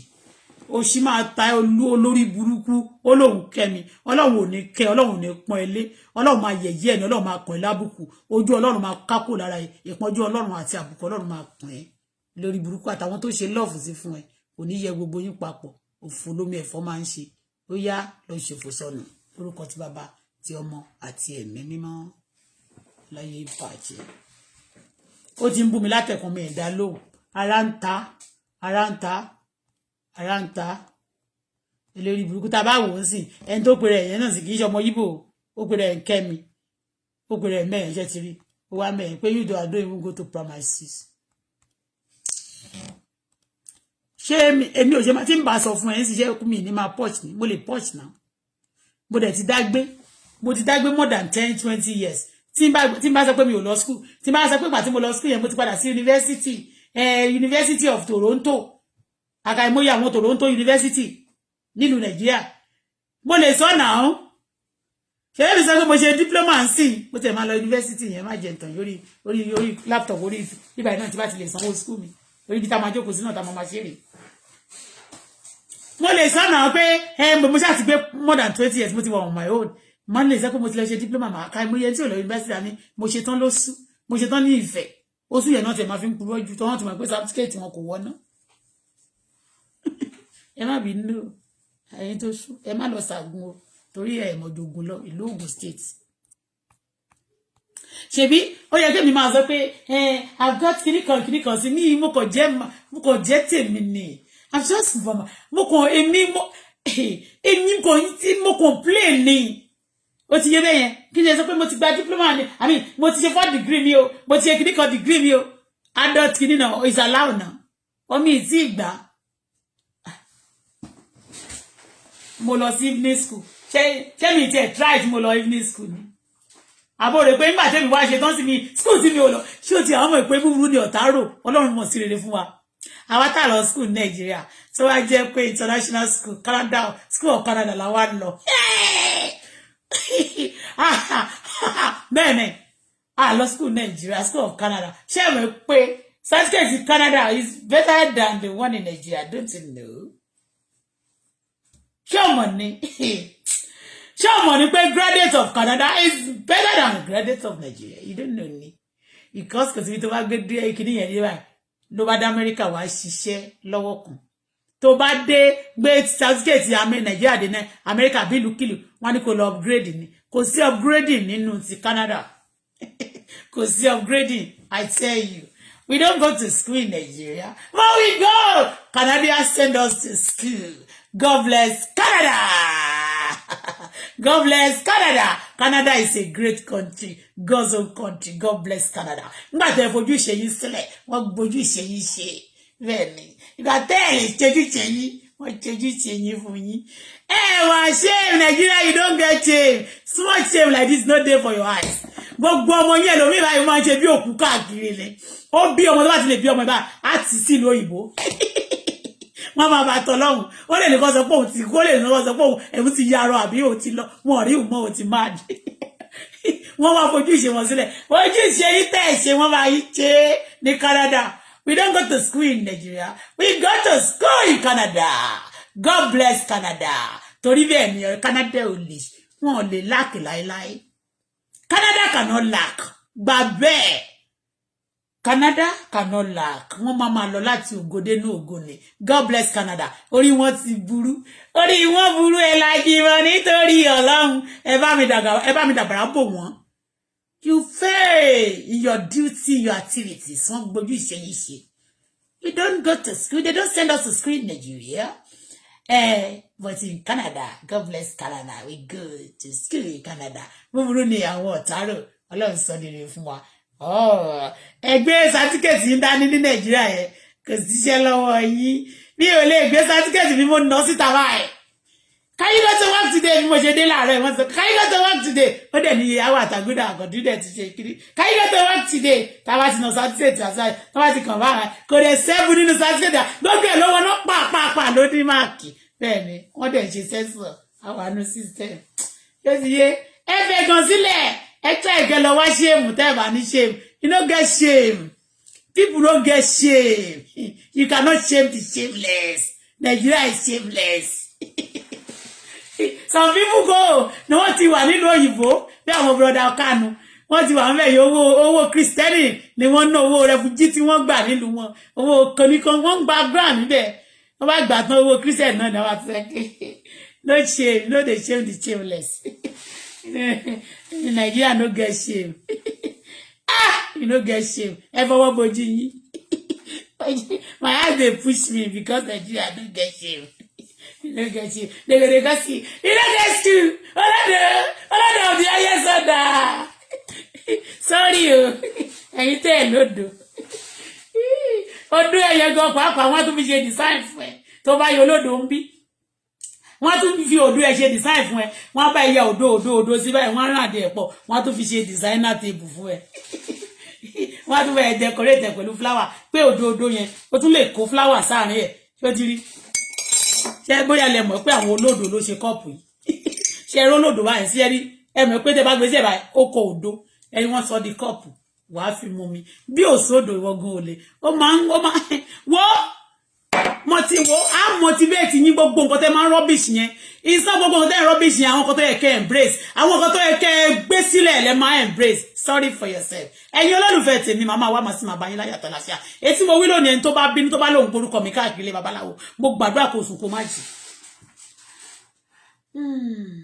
tó bá gbé lọ lé babaláwo ní tóun fẹ́ ṣe mí níbi ni o ẹni bá lò máa wílé mi kọ́run wílé ẹ o ẹ̀yù ẹni tó bá lò máa ṣèkà fún mi léyìí tí mo wí lónìí Ọlọ́run jọ bá mi ṣe ní ṣekúṣe bá mi dá méjì ẹ̀ bá mi písìsì ẹ̀ bá mi bá yí ẹ̀jẹ̀ wọ́n gbọ́ ẹ̀yin olólùfẹ́ tèmi ayé yín ò ní bàjẹ́ ìfẹ́ ni àkójẹ́ òfin Nàìjíríà ìfẹ́ la kọjá òfin o láàyè o brọ̀dà mi dákun jẹ́ ká ló sísá mi dákun jẹ́ ká ló fẹ́ bẹ́ẹ̀ ni ẹ ṣe mi ti jẹ breakfast látàárọ̀ aago 4 ti fẹ́ lò no 3 to 3 love you guys bye bye for now. Okay, one in Nnamdi Kanu is too small to kill TV Joshua. Well, anyway, nǹkan tó sọ lásọ, in tó sọ, go and share it. I share this thing, go and listen to it also. A lot of people will, I want me to like analysis, me ò fẹ́ lórí analysis because I have my word. Èmi fúnra mi ní ọ̀rọ̀ tí ma sọ tí ma ti sọ̀rọ̀, tí mo bá ti gbọ́ tán mo ní ọ̀rọ̀ tí mo fẹ́ sọ. Ṣó ti yé? Àwọn tó máa ń like analysis tó máa sọ lẹ́yọ̀ kọ̀ọ̀kan yẹn, wọ́n máa sọ, ṣó ti yé yín bẹ́ẹ̀, ẹ máa rí wọ́n break it down. So in tí ò bá ṣe kó má máa sọ mọ́. So tí mo dẹ̀ wí lónìí àti sọ nìyẹn. Ẹ fẹ́ òkín lẹ́fọ̀ọ́ láwò. Ṣó ti yé bẹ́ẹ̀ ni. Nnamdi Kanu tó bá jẹ́ fóun náà kọ́ ló pa kó má máa sọ̀sọ̀kúsọ mọ́. I'll tell them to go this. Kó kàn máa brag for nothing. Ìlú tó ń help ẹ̀ wọn ò lè máa gbọ́ pé ó máa go after somebody.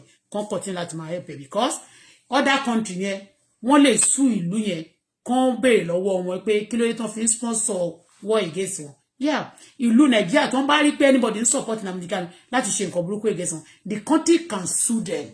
They can challenge the country to report such country again to the whole world. So there is a board of United Nations àbí kí ni wọ́n tún máa ń pè wọ́n náà. So gbogbo nǹkan ló lòfin àbí tẹ́ ẹ̀ bá mọ̀ ṣẹ́ẹ́dẹ́ rí bẹ́yẹn. Olódo ló ń sọ̀rọ̀. Ọlọ́run ò ní ṣèmi lólódo.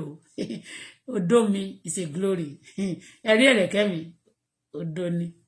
Ẹ̀rí ẹnu mi báyìí. Tí n bá yàrá ẹ̀ á ya odo síta. Face mi gan. But blessing ni. Ẹ ṣé ẹ̀yin olólùfẹ́ bye bye for now. Ẹ bá mi rajà Auto Bola Auto Sexy Auto Success ẹ̀yin máa bá nǹkan ara yín jẹ́ ẹ̀yin Yorùbá ọ̀rọ̀ tí mo sọ lónìí ẹ try kẹ́ reason pẹ̀lú ẹ̀ iṣẹ́ Yorùbá ní ṣe bá máa sọ pé òun máa ba yé èèyàn jẹ́ kó ẹ ti understand tó bá ti sọ bẹ́ẹ̀ pé òun máa ṣe tó sì ṣe ẹ try láti sọ pé kò dáa kán máa ṣe bẹ́ẹ̀ àlàáfíà àlàfẹ́ kí orílẹ̀-èdè náà kò dáa báwo tiẹ̀ ó ti yé yín mẹ́rin a lè gbàdúrà kí nǹkan burúkú máa ṣe bẹ́ẹ̀ ṣẹlẹ̀ síbẹ̀ tó ti yé yín mẹ́rin so ẹ gbàdúrà fún àlàáfíà Jerusalem àwọn tó bá ti fẹ́ yóò ṣe love you guys.